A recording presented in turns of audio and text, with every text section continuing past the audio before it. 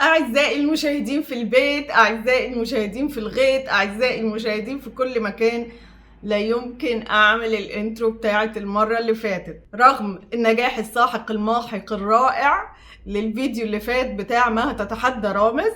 بس مش هقدر أعمل الانترو بتاعت المرة اللي فاتت خالص. بس قررت ان انا اعمل لكم فيديو تاني عشان اوضح لكم فيه المساخر والمصايب والكوارث. هقول لكم انهي اقوى الحلقات، مين حبيب البنات، مين ست الستات، وربنا ما يقطع لنا عادة ولا يحرمكم مني ولا يحرمني منكم.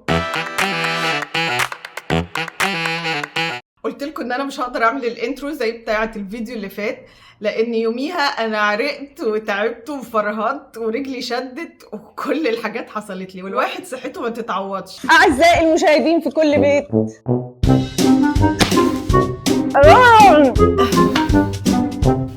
لا ده نحس قوي على فكره.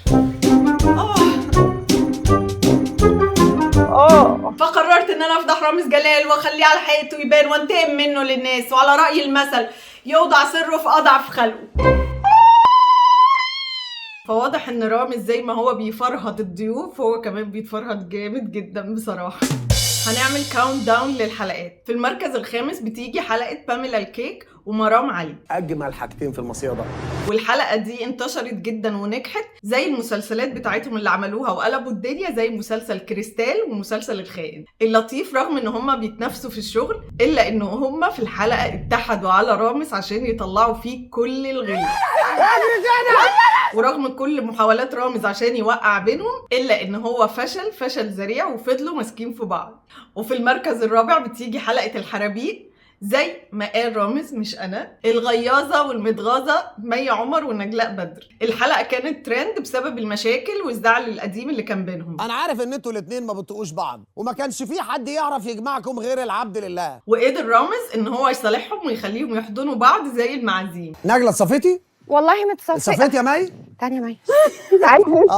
الله يا جماعه، لا لحظه انا ممكن اعيط فيها. لا بس الناس كلها قامت على مي عمر وقالت ان هي مغروره جدا وان هي شايفه نفسها رغم ان هي زي القمر، وقالوا على نجلاء بدر ان هي طيبه جدا وغلبانه وهبله. وقبل ما نخش على المركز الثالث بفكركم نعمل شير لايك سبسكرايب. وفي المركز الثالث بتيجي حلقه الرقص والدلع والمياصه، الحلقه اللي شافها كل الرجاله والستات بتوع الوطن العربي، الحلقه المستورده، حلقه بدره وجوهره. بصراحه الحلقه كانت لذيذه جدا عشان هم شخصيتهم ودمهم خفيف جدا. Who's your favorite actor in Egypt? رامز جلال. Oh my god، تعطفني الموزة. And you too? same. No, say it. Yo amo mucho رامز. Say it in Russian. يا لبلوتي براني. افتح الكوبري مش قادر اتحمل. الحلقة كانت كلها دلع ومياصة، واللي لفت نظري ان هم برغم كل الاحداث اللي بيمروا بيها في المقلب الا ان هم كانوا مبسوطين جدا وبيضحكوا، وده الاحساس اللي اتنقل لنا واحنا بنتفرج عليهم. ستوب. بدرة كانت عاملة اللوك بتاع جورجينا وكانت زي القمر غير الدلع والمياصة، وجوهرة كانت ميصة مياصة. وبصراحة كل الرقصات اللي بيجوا من بره بيبقوا شكل وجسم ولياقة بس دمهم يلطش، لكن بصراحة اللذيذ فيهم هما الاتنين ان هما كان دمهم خفيف جدا، وخصوصا لما جوهرة قلدت دينا وفيفي عبده وهما بيرقصوا. Oh my god, this is دينا. اوكي. انا دي بتفقر فوفا. المسخرة ان هما في المقلب بتاع السير وهما بيجروا عليه بيتعاملوا معاه على اساس ان هو تريد ميل، طبعا فتنس ولياقة. ومن هنا بيفكرنا ان احنا لازم نهتم اكتر بكلاسز الزومبا والبيلي دانس، علشان غير ان هو بيفيد في الفتنس فهو كمان بيحسس من الروح المعنوية وبيخلينا رايقين ولزاز ودماغنا عالية زيهم كده. واكيد الحلقة دي كانت ترند عشان كمية الفرفشة والرقص والدلع والشيك شكشو.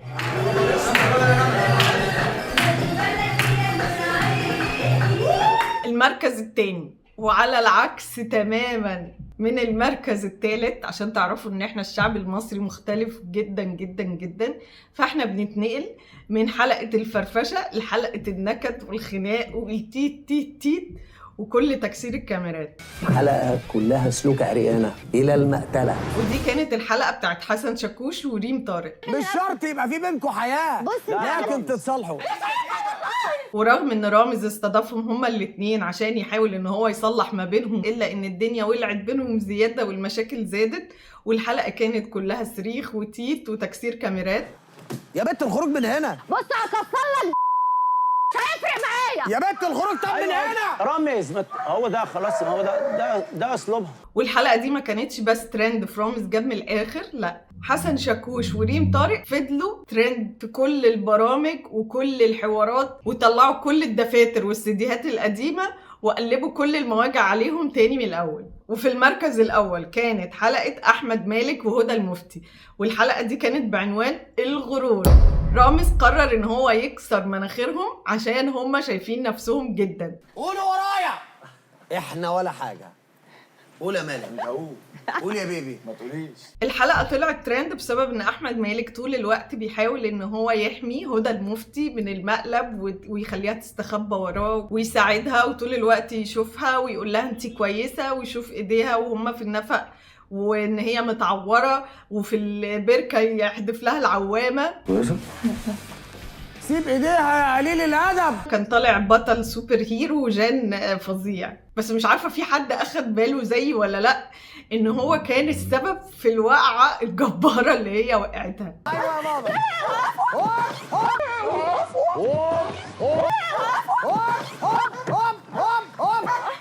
رغم حرام يعني ان هو كان بيحاول يساعدها. انقذ اختك محسن.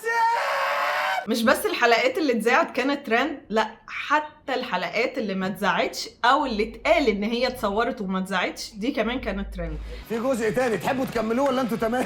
اتقال ان في حلقه بتاعت شيرين رضا وغادة عادل وبدريه طلبه ومحمد الشرنوبي، كل دي حلقات اتعملت بس ما اتذاعتش. الحقيقه احنا ما نعرفهاش، بس برضو مفيش دخان من غير نار، والسر عند رامز وبس، وكفايه كده عشان اتعب.